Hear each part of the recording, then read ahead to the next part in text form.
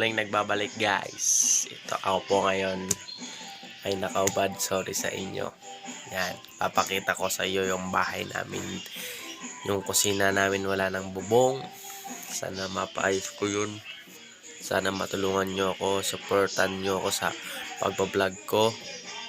Yan guys, huwag nyong kakalimutan i-click ang subscribe, share, like, i-post. Yan, papakita ko sa iyo yung kusina namin na parang wala nang bubong pero meron pang bubong. Yan guys, sige. A few moments later. Yan po guys, yung wala nang bubong. Ay, meron pa palang bubong. Yan guys. Yan, yung kisame namin. Sirang-sira na, may tumutulo. Yan. Yung pad sa kwarto ko. May nasira pa yan. May tumutulo pa rin dyan. Lola ko tulog. Yan. Yan pa guys, oh. Yan guys.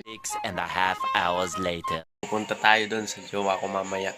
Yung buko hindi pa ako naliligo kasi may ano pala tayo pa, may papa junk shop. Yung sa motor ko, yung tambotso yun. Papakita ko sa inyo guys. Sorry, nakaubad lang ako guys. 3:28 a.m. Nakikita nyo yan, papabili natin dyan sa junk shop. Magkano kaya yan? Kasi wala na akong motor. Wala na kasi akong pambayad yun, clearance pa yun. Tsaka hindi naman ako nanginay, may nakuha din ako. Okay, so yan guys, yan CDI po yan, CDI. Ito po yung sa ano, para hindi man yung fuse dun, fuse. Yan guys,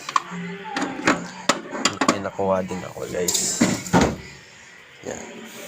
2,000 years later. Matulungan nyo po ako sa pagbablog ko. Hindi pa ako marunong mag-edit. Sana matulungan nyo po ako kasi kasimula ko pa lang. Ayan. Gusto ko po kasi mag-vlog kagaya ng auntie ko. May nagbablog din siya. Sana